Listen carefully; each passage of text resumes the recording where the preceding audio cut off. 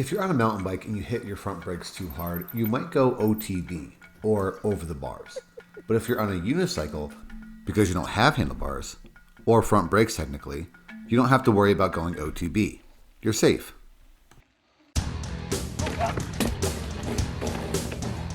Just kidding. The unicycle equivalent of going OTB is getting bucked. This is more commonly called a UPD, or an unplanned dismount, but there are UPDs that you just trip off the unicycle, and there are UPDs that it feels like the unicycle is sick of you and abruptly and violently throws you off. I'm talking about the latter, because it feels like the unicycle is bucking you off. If it's happened to you, you know exactly what I'm talking about. If it hasn't, you're probably saying, doesn't that destroy your privates? But no, it doesn't. Either way, it seems odd, right? That your unicycle just throws you off. The physics aren't mathing, but in reality, it is mathing. And it happens for three reasons. Newton's third law of motion, Newton's first law of motion, and your foot. Let's get into it. For every action, there is an equal and opposite reaction. If you push against a building, it's pushing equal force right back at you. Depending on what I push and the mass of it, I'll be pushing the thing away, or the thing will be pushing me away. Just because I'm the one imparting the force originally doesn't mean I'm not going to move if the thing I'm pushing doesn't move. When you're dropping off a rock on your unicycle and landing, you're pushing the earth down slightly, but the earth is pushing back up with equal force, so that contributes slightly to you getting bounced up. But what contributes more is the recoil from your air pressure in your tires. When you land, the extra energy from your downward velocity displaces the air in your tire to another part of the tube. When your downward velocity stops, the air quickly tries to reoccupy the space that was squished to even out the pressure. This rapid redistribution of air helps you back up, like how a tennis ball acts when you throw it at the ground. Both of these combined aid in the unicycle bucking you off when you land. But why doesn't this happen after every landing? Well, that's due to the next two reasons. When you're riding, you have forward velocity and momentum. Newton's first law states an object in motion tends to stay in motion. You might get bucked because when riding forward, you hit a root, rut, a rock, anything small that can both obstruct your movement forward, but may not obstruct your movement around the object itself. What happens here is a little like what happens in a game of billiards. If you don't hit the cue ball into another ball exactly straight on, the cue ball will maintain some of its momentum forward, but just at a tangential trajectory from the impact point. If the cue ball hits a ball here, then the tangential line is the line that is perpendicular to where that point and the center of the circle make a line themselves. So, all that is to say, because you're moving forward, you can bonk on another object that acts as a small billiard ball, and you're the cue ball. You'll never be launched directly straight up in the air, but you might definitely get a little upward jolt just from hitting the wrong obstacle in the wrong time. Lastly, your foot. This one is a little odd, so stay with me. You need to exert force on your pedals for the pedals to move. But remember Newton's third law. For every push down, the pedal is also pushing you up.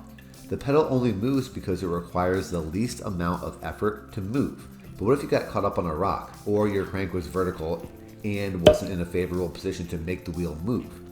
Then, because the effort to move the wheel just got a lot more difficult, all that force you're putting onto the pedal just translated to you getting pushed up, just like you're pushing yourself up the stairs. You can try this by taking a piece of wood and trying to slowly put pressure on it with your foot until it breaks. If the board is weak, the force you're imparting just breaks the board. But if the board is strong, eventually you'll just stand up. Do this with your unicycle too. Put pressure on your pedal normally, and then put pressure on it when it's propped up against a wall and cannot roll forward. You eventually just step up. This, combined with the recoil from your landing and air pressure, and potentially being a human cue ball, all contribute something to you getting bucked off the unicycle with a hard and improper landing. Of course, the degree to how much you'll get bucked, depending on things like what the terrain is like, how fast you're moving, how hard you're pushing on the pedal, and other things. But these three things are the main reason why this over-the-bar equivalent exists in mountain unicycling. But is getting bucked inevitable? Maybe sometimes, but oftentimes no. There are techniques you can apply to combat getting thrown off your unicycle, and one of the easiest is jumping and pulling. Jumping is the most obvious solution to bucking prevention. You get thrown because your wheel gets stuck in a rut or a root, so instead, just jump over it.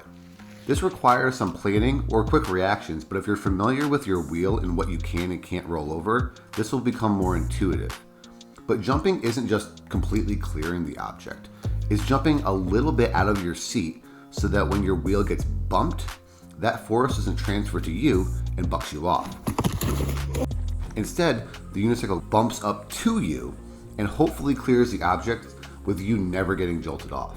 But this may not always be your saving grace. Just jumping may put you ahead of the unicycle when it gets bumped to you.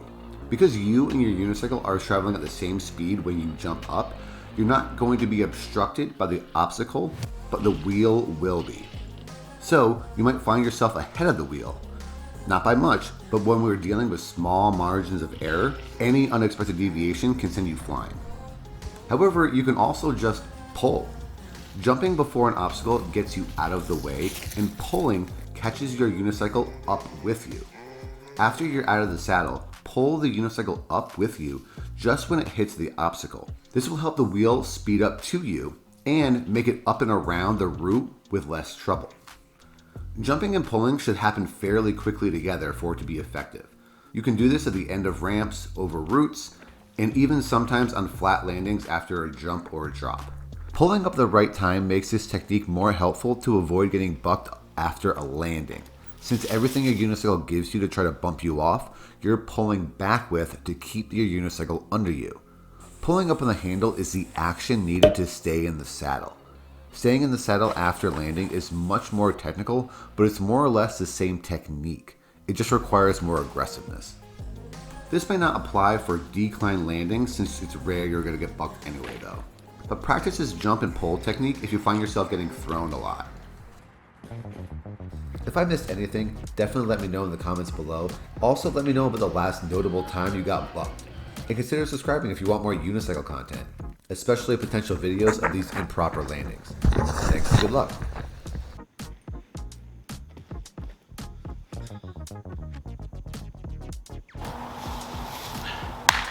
Dang. I got bucked.